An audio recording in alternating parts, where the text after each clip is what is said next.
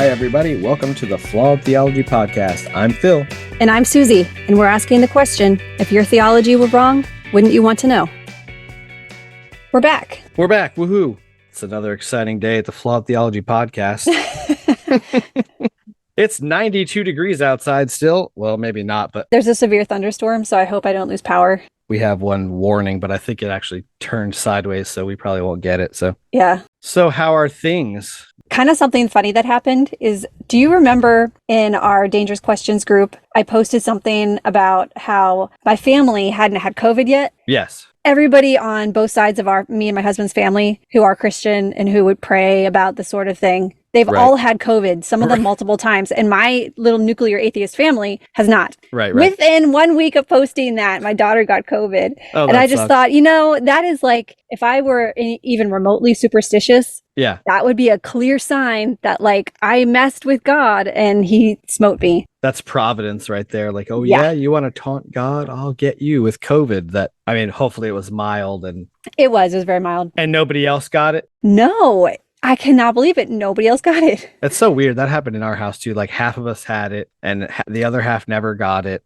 I've been I don't listen to podcasts a lot, which I know is ironic when you host a podcast. Yeah. I don't know why. I think I was reading something about Bart Ehrman and I was like, oh, wait, doesn't he have a podcast? So I looked up his podcast. But man, they are so fascinating. Just the amount of knowledge that he has about the Bible and like the way he approaches it, even though he doesn't believe anymore, he says several times, like none of my scholarship is what took me away from my faith. It was the problem of suffering, right? Yeah, the problem of suffering. And, I pick up from his discussions, he still has like a real reverence and respect for the book as literature. Yeah. And I think the way he approaches it, like I feel like a Christian would listen to his podcast or whatever, and they might think he sounds really nice, but they would say, oh, well, he's just looking for problems in the Bible. But like, you don't get that sense that that's what he's looking for. He just wants to learn about it and he finds it fascinating. So that's funny because my dad, when he was asking me probably a year ago, what kind of things I was like watching and listening to, like what sources are you consulting?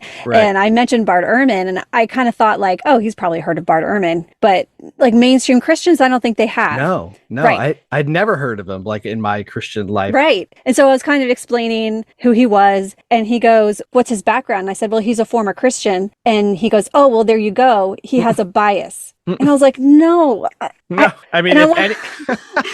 It's so funny. He didn't find it because he has a bias. Like he was a Christian when he found all this stuff. And still believed like through most of it. Like he believed through most of it. And then it was the problem of suffering that made him go all the way to not believing. Yeah. The things that he points out are all things that like, if you are looking for concrete reasons to leave a religion, they're all there right there in the Bible. Like, I don't think a lot of his audience, that's really maybe what they're trying to do. I think for me, it's more like, man, I was one of those biblical inerrantists that like believed that it was all perfect, God inspired. Yeah. And, he just says, you can still have all that and see the value in it, but it's important to know the textual value of a text. And he references it to other books in antiquity, like books by Plato or books by Homer and all that. He goes, we do these same things with these texts too, to try to figure out what the author is saying. Like, is it really the author writing? Like, it's really fascinating stuff. So I would highly recommend that podcast. It's called Misquoting Jesus. And his co-host, Megan Lewis, she is like a Syriologist. So she knows a lot about like ancient Sumerian. She knows Sumerian, the language, like and Akkadian, which is crazy. Like she's Josh Bowen's wife. And I watched a video a while back. It was like a kind of a question and answer video where she said she's an Anglican, right? So she's a Christian. Yeah. And somebody asked her, how? Like, how are you? Why? Right. And she was like, to be honest, I don't know.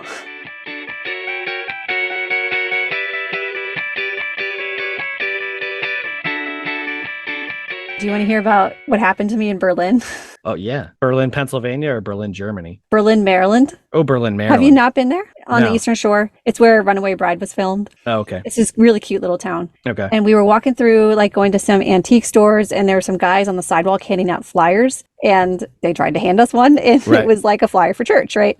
I just said, no, thank you. And then he tried to give one to Doug, and Doug was like, no, thanks. And then he's like, oh, I'm just trying to share the good news of God. And I kind of turned around. I looked back at him, and I just said, well, we're atheists, so. And I wanted, this is what I expected expected to happen is that he would kind of like chuckle and be like, oh, okay, well, be on your merry way then. Because obviously, he was shocked into silence for about 3 or 4 seconds. And then he goes, wow, takes a lot of faith to be an atheist. And I like stopped in my tracks. I was like, turn around and go back to like, who are you, Frank Turek? Like, come on. Yes.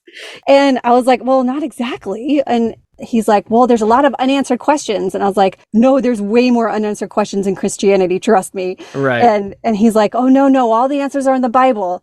He's like, just read the Bible. And I was like, I've read the Bible. Trust me, I've read it. He's like, I've read it too. And I was like, bye. Yeah. The whole interaction made me feel very icky afterwards. Yeah. Because it felt like, well, none of it was productive. Yeah. It would have been nice if we could like sit down for an hour over lunch and have both explain our perspectives and where we're coming from. But instead we were just like hurling statements at each other from across the sidewalk. And it was not productive for either of us. And it made me come away with a bad image of Christians. And I'm sure it made him come away with a bad image of atheists.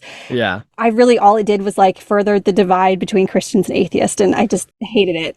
Right. And that's the kind of thing that like immediately it puts both people on the defensive. Yeah. And you know it's not going to turn into some deep conversation. So you're trying to like zing as much things that might make someone think as quickly as possible. And then it's like, it's never going to go anywhere. Like, you know, you can't have an actual epistemological discussion. Exactly. I love what Anthony does so much with the street epistemology, you know. And I would have loved to have a conversation with him like that. Right. Like if you were prepared for that and it was like, and I had time and didn't have my kids with me. Yeah. Right. You set them like, hey, so let's talk about this. Or, you know, and it would probably be weird if you're like, hey, well, let me get your number and we'll have coffee and we'll talk about this, you know, blah, blah, which I guess you could do. Like maybe if someone's like bold enough to like approach you on the street, then they should be willing to actually sit down with you and like, you know, defend your beliefs to me. Yeah. So, I mean, that's kind of a cool interaction. I always wish I would have an interaction like that just because I don't know what I would do in the situation. Like, well, now I'm thinking I should have just kept walking. But at the time, I really honestly thought he would just kind of chuckle and be like, all right, I'm not going to bother you anymore. Yeah. Be well. Because that's what I would have done to him. I'd been like, all right, we're just on different sides. We're cool, right? But he probably thought I was a demon. He's like, I didn't know demons could get married and have children. Oh my God. They like antiques. They're taking over. They're antiquing in Berlin. Oh my God. The demons are antiquing.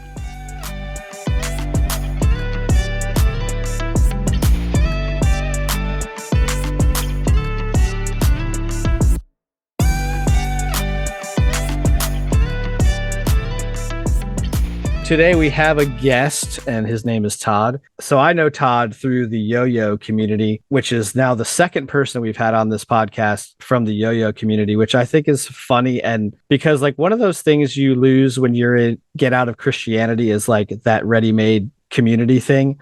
And I think it's funny that in the yo-yo community, I've now come across two people that have a background of being formerly Christian, or in Alex's cases, formerly Mormon, which I found out is called a foreman on Ross and Carrie podcast, a foreman, which is hilarious. So yeah, I thought it'd be cool to have him on the show. He's a sponsored yo-yo player for people that don't know that exists. Like well, what does that mean? It means he's affiliated with a yo-yo company called Rain City Skills up in Canada. So you're pretty good then. You're a good yo-yoer. I'm okay. He makes his own strings. They're all right. Called foxtails. Here's some right here. You make your own strings? Oh, yeah. The traffic cone ones. So yeah, so Todd actually runs a yo-yo club out there in Denver called the Mile High Yo-Yo Club, because they're in Denver. So we thought we would call this episode the one from the Mile High Club, because we like to strive to be as inappropriate as possible. That way, when people see it on the thing, they now understand why we're calling it the one from the Mile High Club, not the Mile High Club that happens in airplanes. But, you know, maybe we'll have an episode like that, too, at some point. I don't know.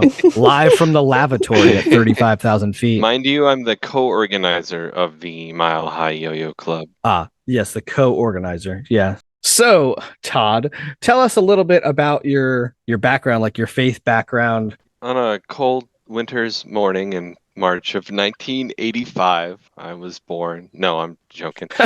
It was a dark and stormy night.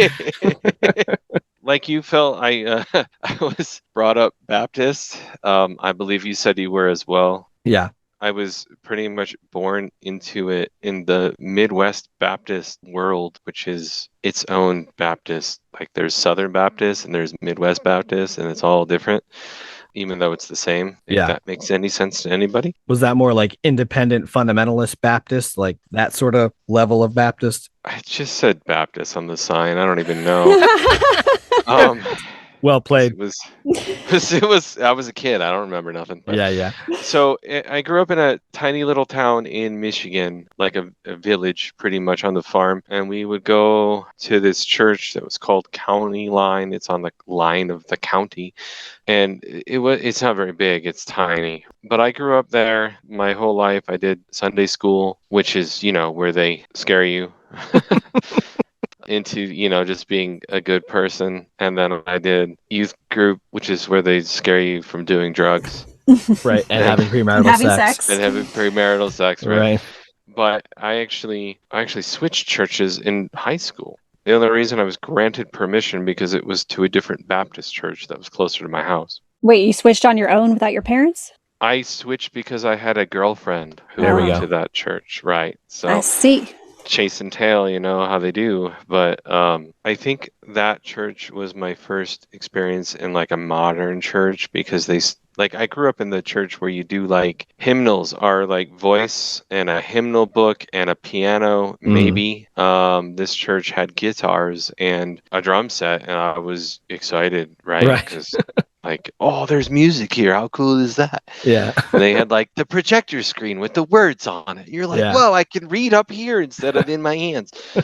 Graduation day happened, and then I had a graduation party that weekend, and that day I moved to Denver. Yeah. I walked downstairs from my bedroom, and my brother was sitting on the couch. He lives in Denver at the time, and he's like, hey, do you want to move to Denver? I was like, let's go. Like, that was my response. And my mom almost shit her pants. She didn't think I was going to go. I was like, no, I've been ready to get out of this place forever. Because, like, myself growing up, even though I was fairly sheltered, like, I wasn't allowed to listen to music that wasn't Christian music or country music, which is absurd to me because country music is worse than rock music in its morality standings. There's other things, like there was like the city was exciting and new and big, and our little city of Grand Rapids, Michigan, which was tiny in comparison to everything, but it was like this cool thing, like let's check it out, like let me get out of this farm town because I'm either going to be a farmer or work in a machine shop, and I don't want to do either. Yeah.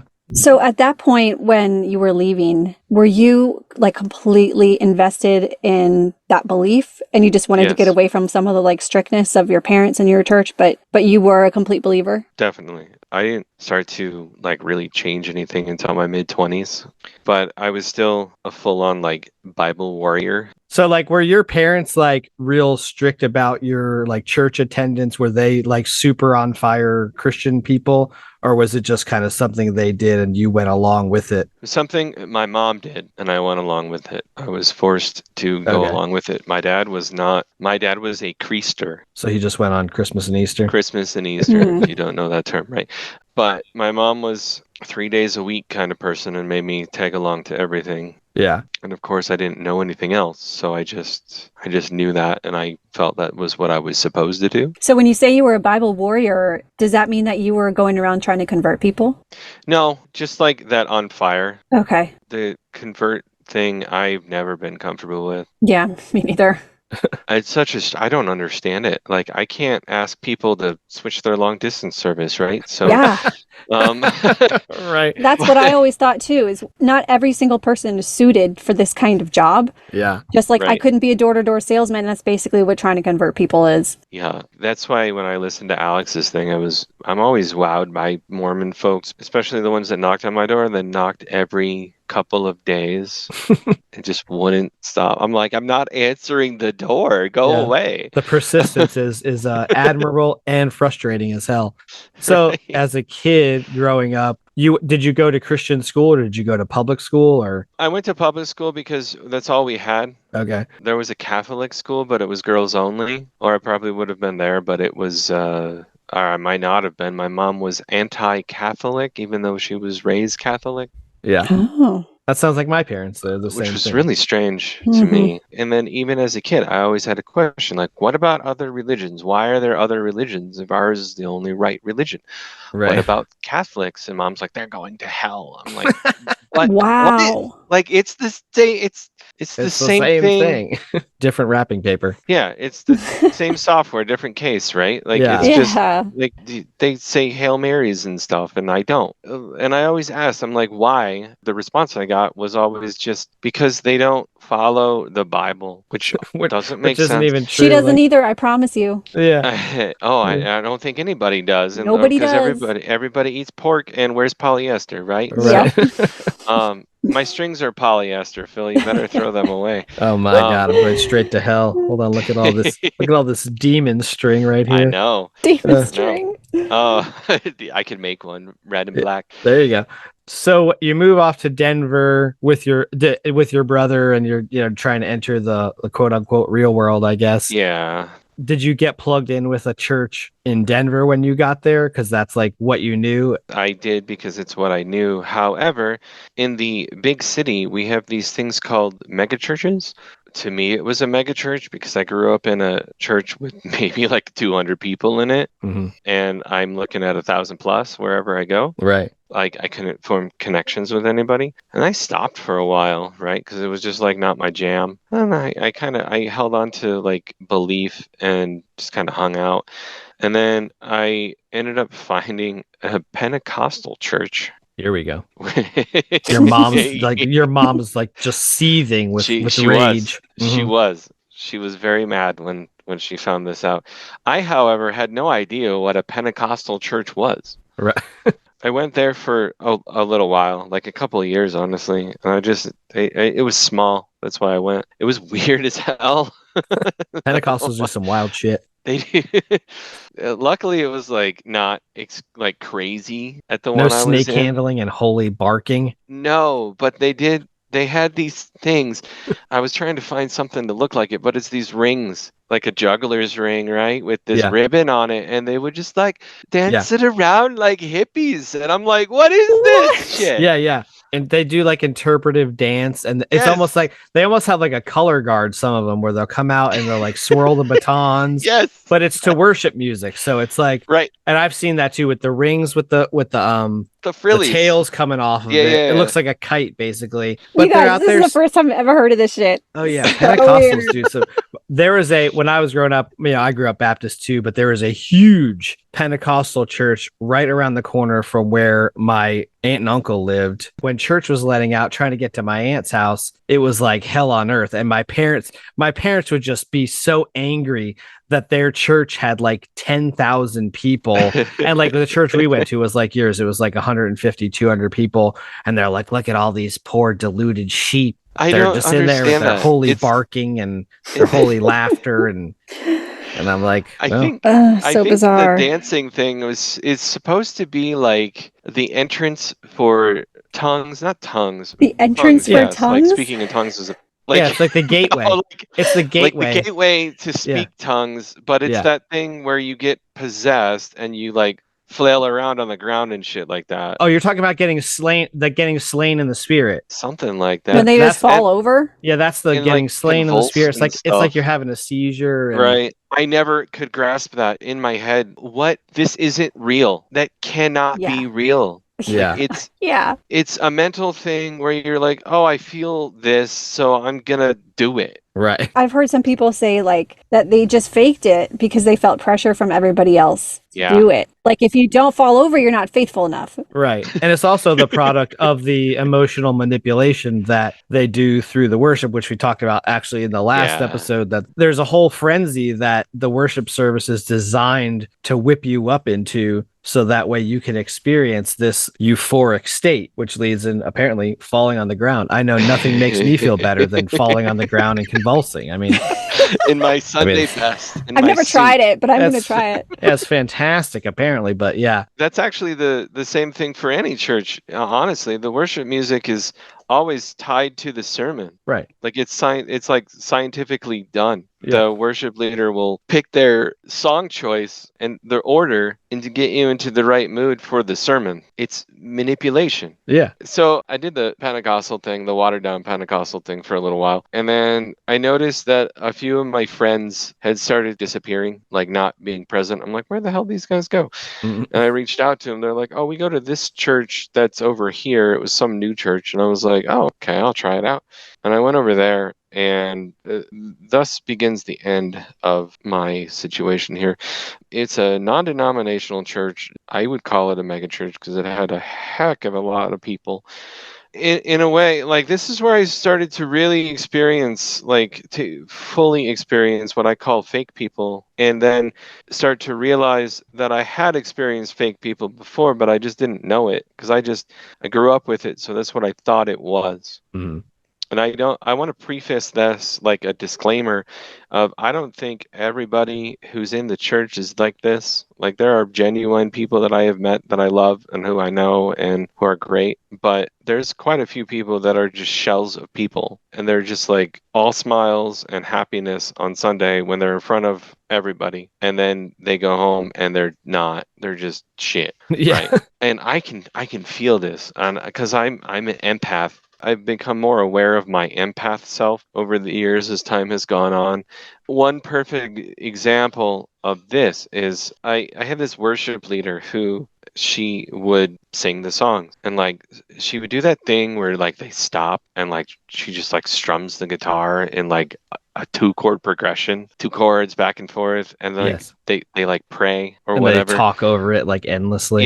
Yeah, like endlessly almost. And it was this thing of like, I had a vision, a dream last night of a hand or a foot or a neck or some shit like that, right? Like I saw someone's back in my dreams. If you feel like pain in your back or your legs or your feet or your hands or your any head, general body part or anything. Anything will do. Yeah. Exactly. Come on down, get some prayer. We'll put hands on you and pray for you. And I'm like, Right. what? It's like that John Edwards shit. That's what I said too. Like, yeah. Oh, I'm getting Michael. They want me to acknowledge Michael. Oh, there's my husband, right? Yeah. Like that kind of stuff. Yeah. I don't remember what that's called. There's a term for it, but it's some sort of like manipulation cold reading? too. Yes, cold reading. That's what it is. Yeah, it's the same that thing psychics do. Yeah. Yes, exactly. Like I can do that too. I saw a foot yesterday. Whose foot's broken? Who's got a praise. Foot? Who's got a foot that needs prayer? Do you have fungus? I know you've got fungus.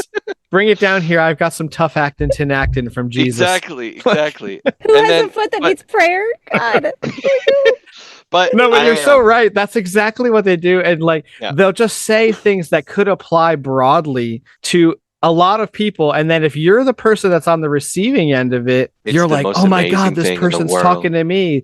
The spirit is working through them. Like, no, like a lot of people have back pain. Like, honestly, in a church that big, you can say pretty general, not even general, like specific. You can be like, I had a vision of a tumor. Yeah. Chances are you got 3 people with cancer out there. So, right. Oh, where was I going with this? I was on a tangent. And you're talking about the fake people. Oh yeah. So my mom was out once, and she went to that church with me, and she's like, "Oh, I really love her. She's so great."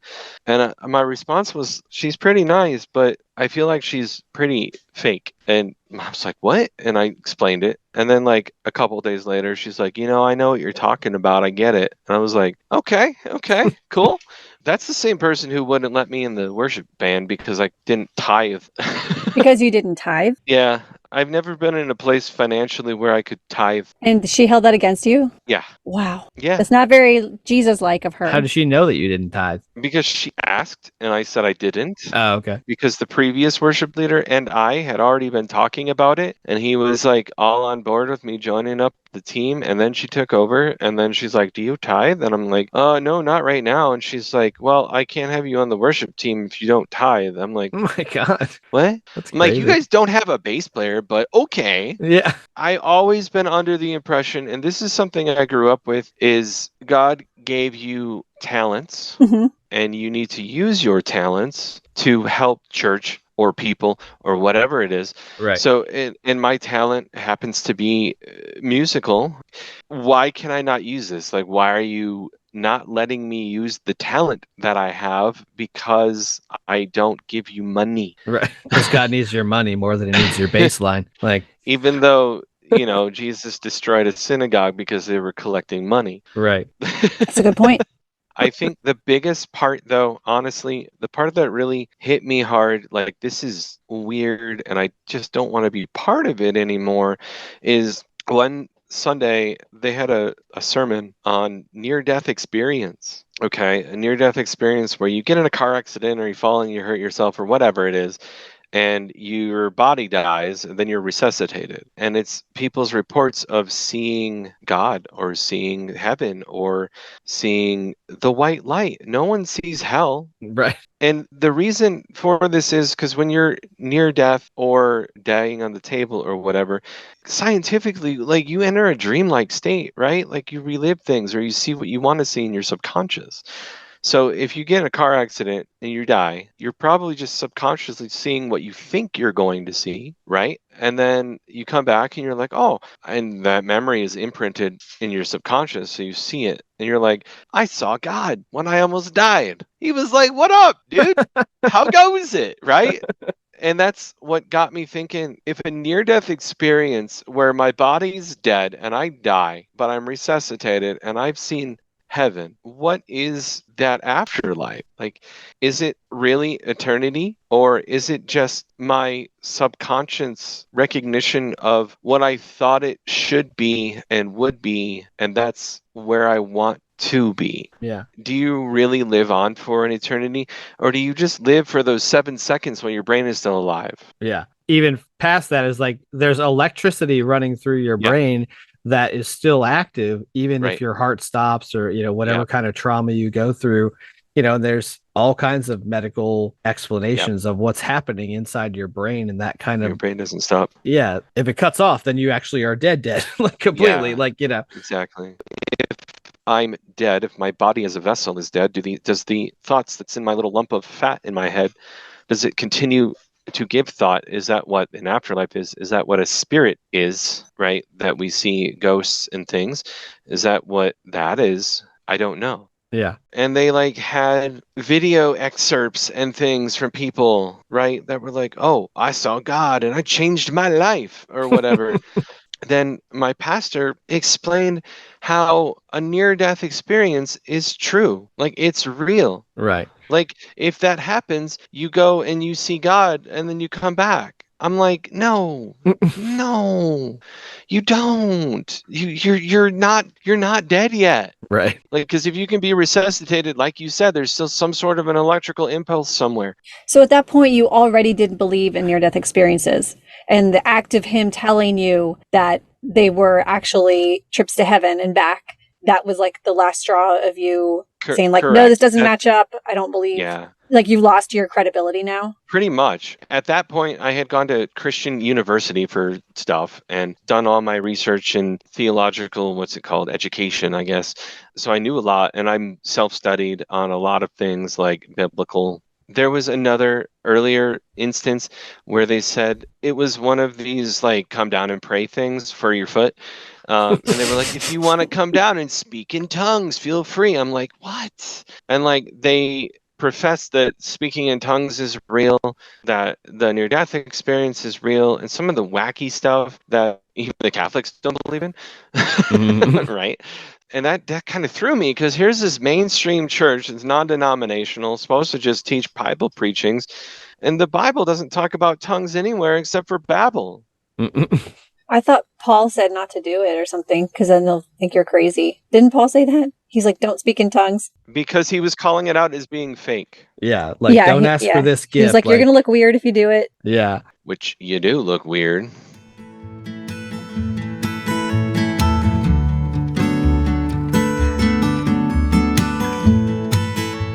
Were there other like forms of hypocrisy that you saw that like they just started to like eat at you? Like the whole thing is hypocrisy, and I'm talking of the whole broad scheme of religion at this point. Not just my church or the people that I know. The similarities with the Bible stories that were written, what, 3,000 years ago in timeline, I guess we'll call it that, maybe earlier, who knows. Religion, it seems, has taken on a new form every couple of centuries from the dawn of time, because the human question is why, right? Why am I here? What do I do? Etc., etc.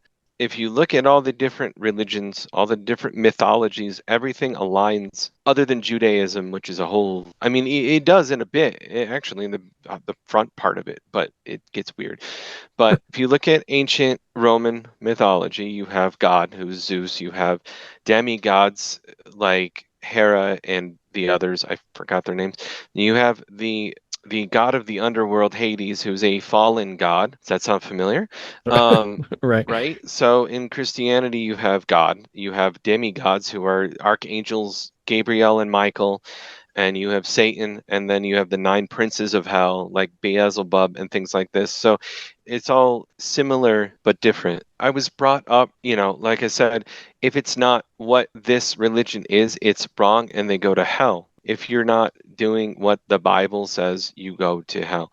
And I never got that, because there are still people who believe in Viking religions, right? Like in Odin and Thor and whatnot, right? And that's the same thing too. Like even that religion, it's the same thing. I mean, Odin is a person who became a god, but it's just different types of things, and all these different cultures and all these different people who have created the same thing in a way with different names. How can any of them be wrong? Wait, how can any of them be wrong? Do you mean how can any of them be right? How can yes, how can any of them be right? Yeah. It depends on your context that you're looking at it, right? If you're looking at them from within, like how can any of them be wrong? Like that's where I was in that moment, is how can any of this be wrong if mine is right? Okay. Yeah. Like if mine is right, how can anything else be wrong? And then if you're looking at it from outside, it could be how can any of them be right? It gets tricky, but it's context. Okay. It's the same kind of thing, like where you look at it and say, well, if mine is right, but it's basically the same thing as the church next door, well, how come they're not wrong? Or how come they're not right and we're wrong? Like, and it just goes to show you that religion is something that man has created to try to explain the world around them, and they just borrowed from other cultures. And yeah, exactly. And if you think about that though too, like the Bible came into existence whenever it did, and shortly after that, Rome came out with Christianity. They came out with Catholicism because it started in Rome.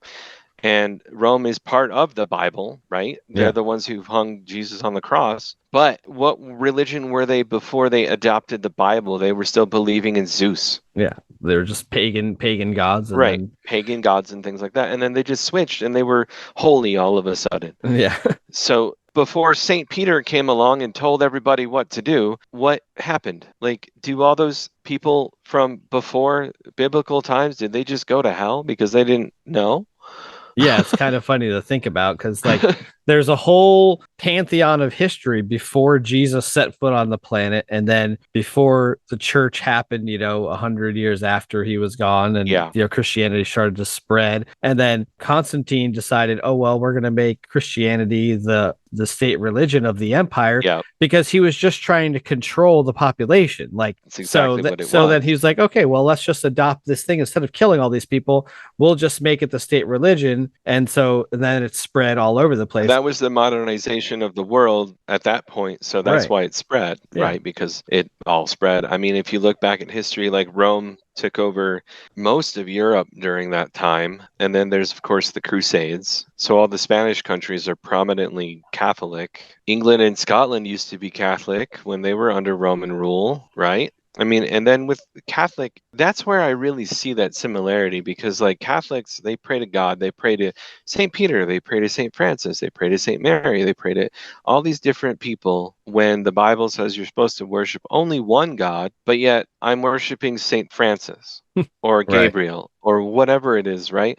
So that confused the hell out of me when I was starting to kind of explore. And I've done a lot of research and things like that on theology, not on anything out of it, if that makes sense. So I feel like knowledge is power, but knowledge wrecked my world from everything that I understood.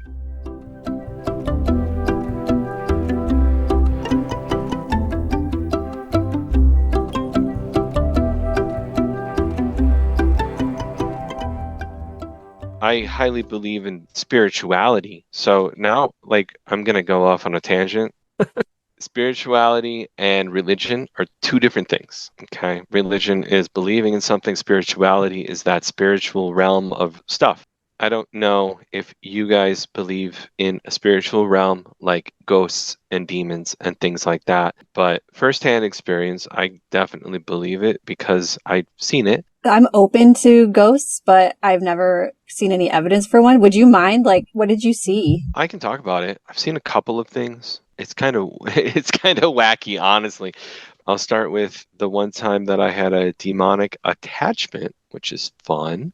There was a time when I just didn't believe in anything, right?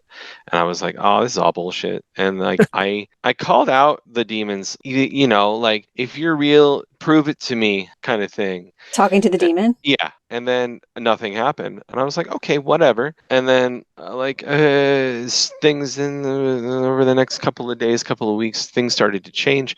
And in the fact that I would have these weird ass mood swings where I would be like, la la la la la la la, and then the next moment I'm just like, fuck everything, kill everything. And it would like switch like on a dime, and then I wouldn't remember it. I wouldn't remember what happened. And people would be like, what did you just do? I'm like, I don't know. I don't remember it. And then there was like a couple of times where like, I know people say this term seeing red, but I literally, everything was red, like colored for a few moments while I was looking around, and it was weird. I might have been having a stroke, but I don't know. And then I went to a friend who is a pagan high sorcerer, would be her rank, I guess. And she had a look at me and she's like, oh, you got like 3 demons stuck to you. I'm like, oh, fucking cool. But cool. Right. Now, pagan is another religion, right? Here we go with religion stuff again. Yeah. But she did her little blessing thing and like told me their names, and I forgot what their names were now. But seems like the kind of thing you should write down. I know. Yeah. I know. But apparently I had 3 of them and she got rid of them and all the weird shit stopped happening. But that made me, you know, a believer in spiritual realm. And then I had ghosties. I have them, again, I'm empathic. So I do have the ghosties come to me frequently because this friend of mine who is a pagan also said that I have gigantic purple wings, which means I'm a healer in the spiritual realm. I was at my school that I used to teach in, and in the off hours when there weren't any kids and I was wrapping up for the day, I would see an apparition in the hallway from time to time. And she was dressed in period clothes, like early Denver, so 1800s, when the school was built. And she would walk from this one point, which was the door to the cafeteria, to this other point, which was a wall, which actually used to be the old exit. It's now the gymnasium, but it used to be an exit door. She would walk from point A to point B and just like walk and disappear. I'm like, okay, that's cool. And it wouldn't be like this direct on visual thing. It's like this corner of your eye. Oh, I see you. And then there was one time specifically that I remember, I got the chill, like instant chill, and it was like 85 degrees in that freaking room. My hearing stopped and it just went, and I heard this weird voice, and then it was gone, and I was sweating again, and things went back to normal. And it was just so weird because I felt like that was the presence of that spirit, like talking to me or something. I don't know. But again, it could just be me. It could just be me hearing shit and seeing shit, right? But we just don't know. Yeah, and it seems like, and I don't know like what your whole history was at that time or whatever, but like this was like last year. Okay. So like there's obviously a lot of things that you could explain a lot of those phenomenons from a mental health standpoint. Yeah. Sure. But those things also can happen when you're in that heightened state of like looking for an answer to something or looking for meaning, so then it's not to discount that you don't really experience those things. So that's the thing, like people want to say, oh, that person lost their mind, or they were, they should be like institutionalized, or that didn't happen, you call the person a liar. Those things really happen because our sensory perception is generated in our mind, so could just be stress. Who knows? Yeah, it could be stress induced. There's a lot of explanations for things, but I think the difference is like if you're able to look at an experience like that and say, okay, well, what can I learn from this, or is there something that there is for me to learn that's going to make my life better or make me a more whole person? Like you've mentioned several times that you're like an empathic person, right? And what I mean by that is like I can read moods and stuff in people instantaneously. Even through the veneer that they have, I can see what they truly are. And I feel like that's like an inherent skill that you're born with, right? Yeah, it's like, called intuition. and some people don't have it. Yeah. Some people can't read a person, but I can read a person very well, and I can pick up on senses, and like the room feels different and energies. Well, and that's the kind of thing that like many people that do psychic readings and stuff like that are high level empaths. And it's because they're in tune with their own intuition. Yeah. So their perception of like what's going on in the situation is so much higher than like the average person. It comes across to the person who's being read as this person knows all about me, but yeah, person who's being read is giving off a lot of stuff by what they do, by what they wear, all that kind of stuff is being picked up by the empath who's in touch with their intuition.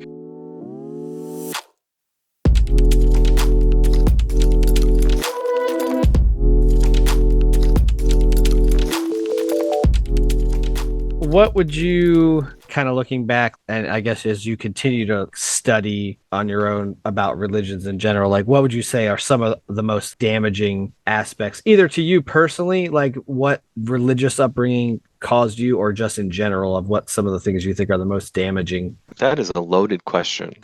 It has so much to do with like indoctrination, right? Like you're taught from the start of your life, if you're brought up in it, and truly are brainwashed into thinking one way, right? So from age 0 to age 18, I was brought up to believe one solid thing. And then if anything else was not that, it is wrong, period. No questions. I'm not supposed to ask. And then when I started asking questions, I, got away from it, right? Because that's why you're not supposed to ask questions, is they don't want you to leave it. That's what I think is the most dangerous part, to kind of summarize your question, the brainwashing side. Like you're not allowed to experience everything. You're not allowed to. You're not even allowed to learn about it. I didn't know anything about Judaism until I was in my 20s. Yeah. Right. I was just told, oh, that person's Jewish. Like they're wrong because they don't believe in Jesus or something like that.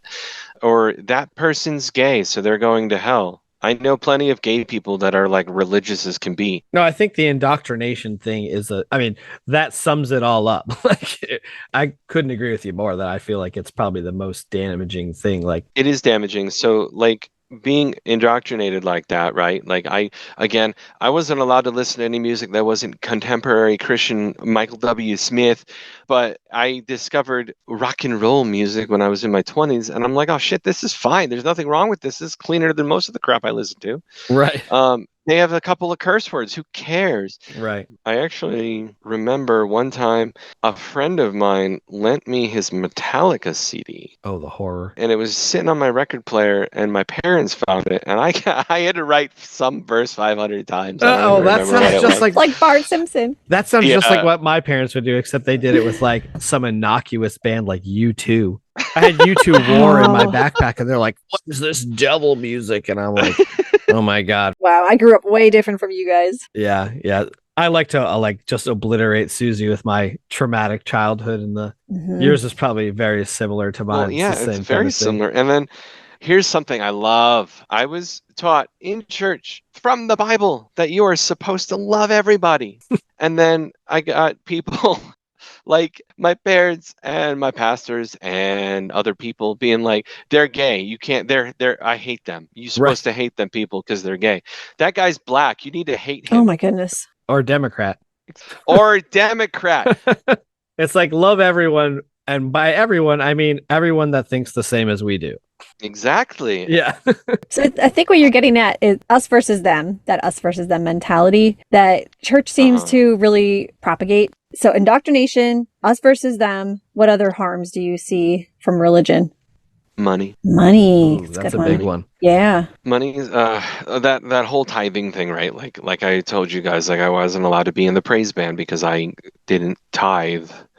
I don't think I had a job at the time.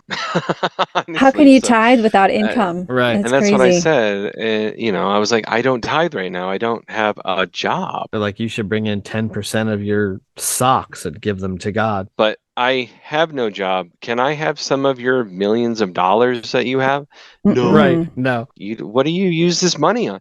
It goes to rent and the giant ass screens we have up at the front of the fucking building. Like I've never heard of a church that has an assistance program for people who like lose their job. Yeah. Since my dad was a pastor, for a good part of my childhood, I would always hear the stories about how people would come into the office and they would ask for money for their electric bill or whatever. And, they'd be like, oh, this person, they're just coming to mooch because the church has money and we don't have money for that. Like we've got other things that God wants us to use the money for. And it's like one of those things I always thought was bizarre because I'm like, well, I feel like isn't part of Christianity like helping people and like helping people financially actually can help someone's life? Well, we had that too. I mean, we had like the homeless people or whatever that would come into our church and be like escorted away. Yeah, yeah. The city of Arvada churches are by city doctrine, like churches need to be turned into homeless shelters when the temperatures hit a certain degree or whatever, like when it's too cold out or something like that. So we would have homeless people like crashing in the foyer or whatever, and that's like it. Like, but that's only because the secular city made you, right? It's because the city makes you. It's like we can do so much more than that, though. Right. Here's shelter. Here's food. Here's a shower. Let's hook these folks up.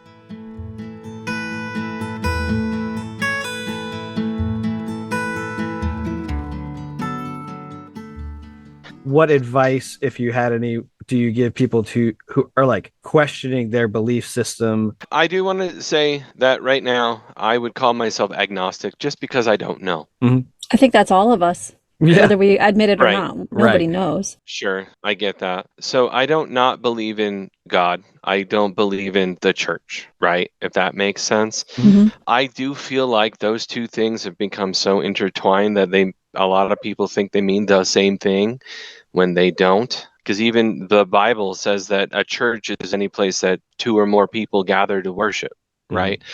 My advice, though, is to question what doesn't make sense and ask the questions, but don't ask those fake people that are in the church, right?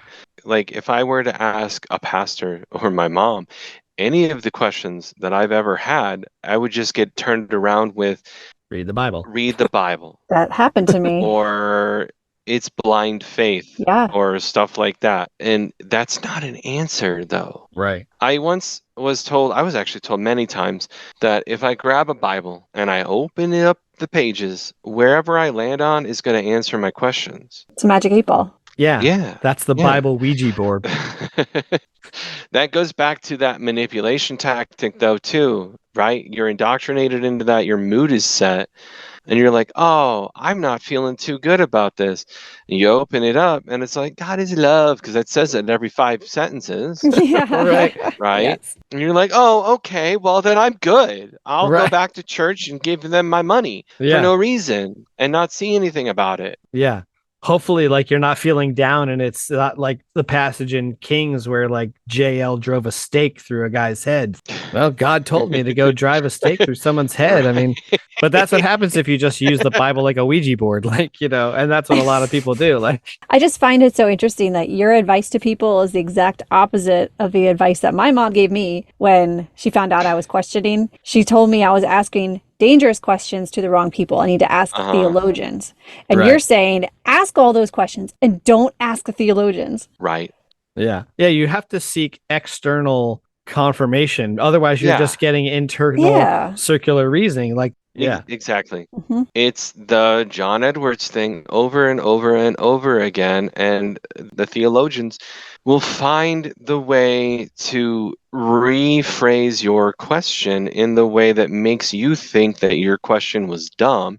And why did I even ask that question in the first place? Right. Or to make you feel like you're sinful because you asked it. Right, that too. Right. And I've been told that too, honestly. I've been told, like, if I ask the questions, if I ask the dangerous questions, whatever they may be, that it's a sin to ask. And I'm like, why is it a sin? That statement is what started the rhetoric in my head. I was told that in my late teens. That's where I think it all began, was a conversation that I had with my pastor when I was 18 about that. And it's, don't ask the questions. And I'm like, why though? Why? That was then my question, is why shouldn't I ask the questions? Right. And I'm like, my answer to that question was, because if I ask the questions, then I'll find out that it's all a farce and it's wacky and I don't want to be part of it anymore. Is that what the answer will be? Sure as shit, that's what it was, right? So that's what he was afraid of. Exactly. That's what they're doing, is they're protecting themselves, because back to the money thing, the church is a business. The church is a business. If they lose people, they lose money. It's like that George Carlin thing, like, God's all powerful and all knowing, but he needs money. Like, I freaking love that. And it's the kind of thing you just don't notice when you're inside. Like, you think your money is going to like this great cause, and it's going for ministry, and it's going to bring people into the kingdom. No, it's going to the fucking electric bill. Yeah. I mean, some of it might be going to good stuff, sure. Yeah. I mean, they fund all their stuff that they do, but Yeah. a lot of it's going to pay the bill, pay the mortgage, pay the pastor's extravagant salary.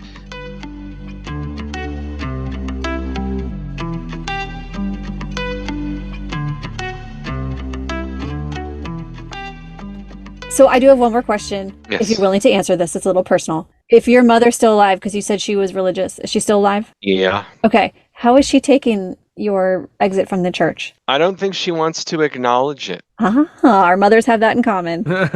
My mom still sends me all kinds of Bible stuff. Ugh. Right? Like emails with the latest email was some Bible verse about men not being allowed to have long hair. Oh, and do you have long hair? Yes, you do. He does have... But she found some stupid Bible verse from like Acts. Yeah, well, because it was a shame for men to have long hair, because women have the long hair. And also like the conditions, so like the weather conditions, because it's fucking hot in the desert, so let's chop our hair off, right? Yeah. I'm like, Mom, you eat fucking pork. Your shirt is probably silk. To the hair one, you should just send her back the story of Samson and say when he cut his hair, he lost all his strength. I cite that story all the time. But didn't Jesus have long hair? Yeah. Who the hell knows? Like, I know, but the pictorial versions of him. So, like, why would they picture him like that if long hair is a because sin? He was being a rebel. So are you. Exactly. You can't be feminine and a male in Christianity, because then you might be gay, and all gays go to hell, you know. I'm pretty not feminine, so. Now, I'm reading an article about that very verse. One of the things it says is we must also define what is considered long and what is considered short. Oh my God. Like, really? He's got a ruler. That's short and that's long. And he's like, they don't understand what I mean by short and long. Your hair should not be longer than a cubit. What the hell's a cubit? It's 37.5 feet. 37 feet. That's a long. He's sitting there just watching this dude's hair, and he's like, it's about to hit that mark. It's about to roll over. Yeah. There it goes. He's going to hell. He's done. The hell hair length has been reached. This one is damned for eternity. Do not go to heaven. Do not collect $200. Right. I've voiced my concern about the church, and I think she still thinks that I go. I used COVID as an excuse so hardcore, but I'm like, oh, I just watch it online. It's all good. Yeah. My poor mom, like I love her to death, but I don't want to get into it with her, if that makes sense. Yeah. Yeah, it's just not worth it. That makes like I don't want to have that sense. argument. I don't need her to have more stress. Yeah. I just ignore the Bible verses. I'm like, okay, cool. That's mighty big of you, actually. Well, Todd, we appreciate your time. Of course. Thank you for having me. Any last words of wisdom? Knowledge is power. Yeah. Hell yeah. There you go. Use it. The question of why. Always ask why. Thanks, Todd.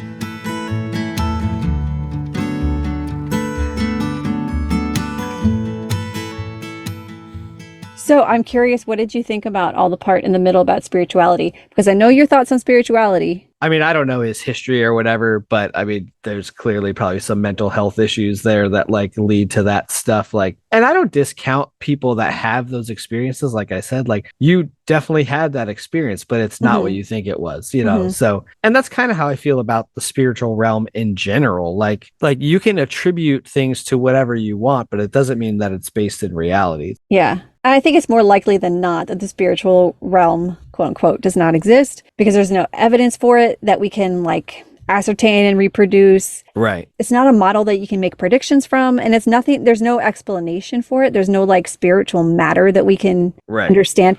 But at the same time, but it's also not falsifiable either. So you can't, it's the same thing. Well, right. You can't prove it and you can't falsify it. But I'm also not going to sit here and say like the spiritual realm is non-existent. It does not exist, period.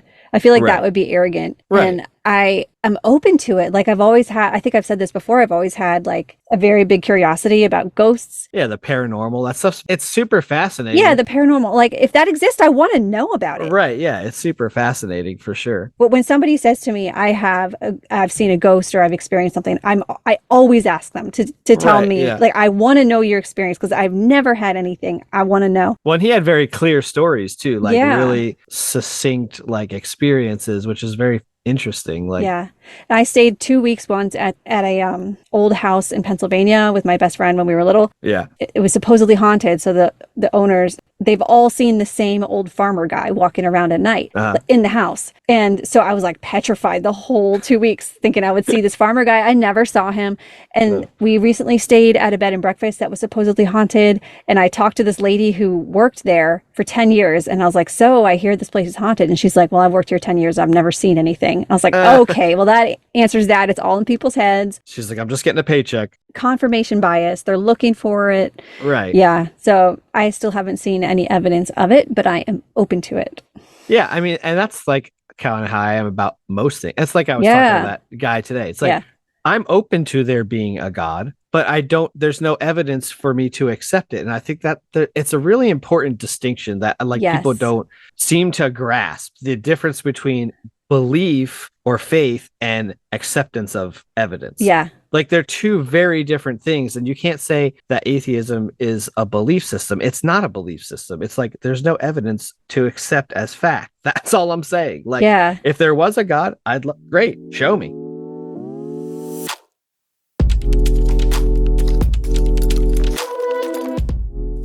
Thanks for listening to this episode of the Flawed Theology Podcast. I'm Phil. And I'm Susie. Tune in next time where we will continue to tackle the question, if your theology were wrong, wouldn't you want to know? Be sure to join us on our Facebook group, Dangerous Questions, and follow us at flawedtheologypodcast.com. Subscribe wherever you listen to your favorite podcasts. Rate and review the podcast on Google, Spotify, Apple. Those reviews are really cool and we like to hear from them. So until next time, keep asking the dangerous questions. See you next time.